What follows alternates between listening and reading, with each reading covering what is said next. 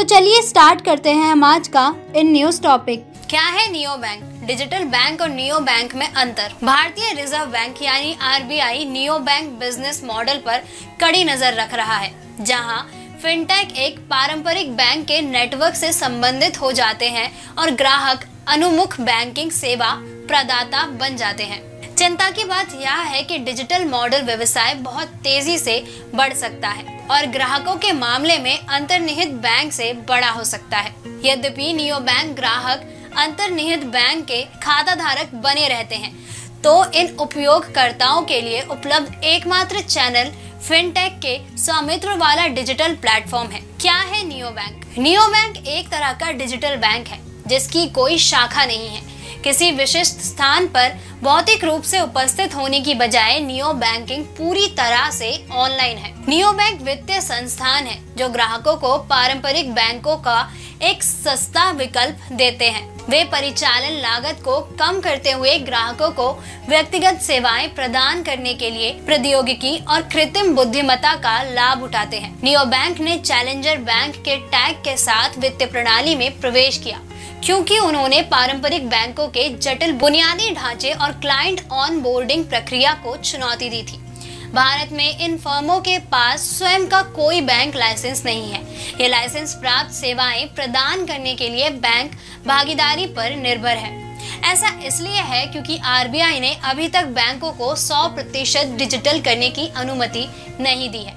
RBI बैंकों की भौतिक उपस्थिति को प्राथमिकता देने के प्रति दृढ़ है और उसे डिजिटल बैंकिंग सेवा प्रदाताओं के लिए कुछ भौतिक उपस्थितियों की आवश्यकता के बारे में भी बात की है। रेजर पेएक्स, जुपिटर, नियो ओपन आदि भारत के शीर्ष नियो बैंक के उदाहरण हैं। पारंपरिक बैंकों और नियो बैंकों के बीच अंतर।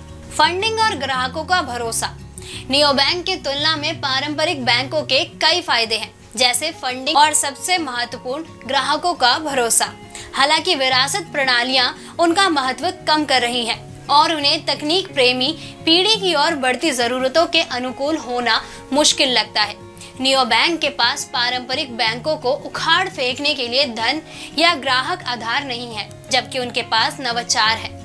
वे पारंपरिक बैंकों की तुलना में अपने ग्राहकों को अधिक तेजी से सेवा देने के लिए सुविधा को लॉन्च कर सकते हैं और साझेदारी विकसित कर सकते हैं। पारंपरिक बैंकों द्वारा कम सेवा। नियो बैंक खुदरा ग्राहकों, छोटे और मध्य व्यवसायियों की आवश्यकता को पूरा करता है। आमतौर पर कार्य पारंपरिक बैंकों द्वारा कम किए जाते हैं। वे अभिनव उत्पादों को पेश कर और बेहतर ग्राहक सेवा प्रदान करके खुद को अलग करने के लिए मोबाइल फास्ट मॉडल का लाभ उठाते हैं। उद्यम पूंजी और निजी एक्टिविटी निवेशक। वे ऐसे बैंकों के लिए बाजार के अवसर पर गहरी नजर रख रहे हैं और उनमें अधिक दिलचस्पी ले रहे हैं।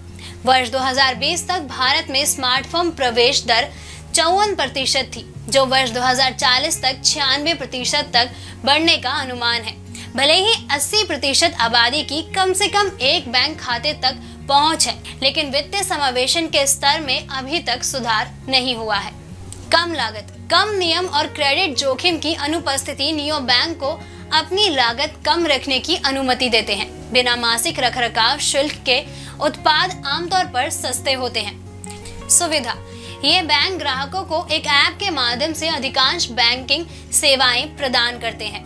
गति, नियो बैंक ग्राहकों को त्वरित खाता खोलने और अनुरोध को तेजी से संसाधित करने की अनुमति देते हैं। वे ऋण की पेशकश करते हैं। ऋण के मूल्यांकन के लिए नवीन रणनीतियों में अधिक समय लेने वाले आवेदन प्रक्रियाओं को सीमित करते हैं। पारदर्शिता, नियो बैंक पारदर्शी है तथा ग्राहकों पर लगाए गए किसी शुल्क और दंड की रियल टाइम सूचनाएं और स्पष्टीकरण प्रदान करने का प्रयास करते हैं।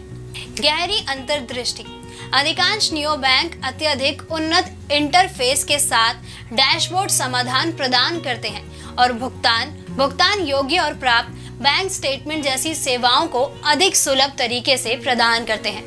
डिजिटल बैंक और नियो बैंक में अंतर। डिजिटल बैंक और नियो बैंक एक समान बिल्कुल नहीं है, भले ही वह प्रथम दृष्टया डिजिटल ऑपरेटिंग मॉडल पर जोर देने पर आधारित प्रतीत होते हैं, जबकि कभी-कभी इन शब्दों का परस्पर उपयोग किया जाता है।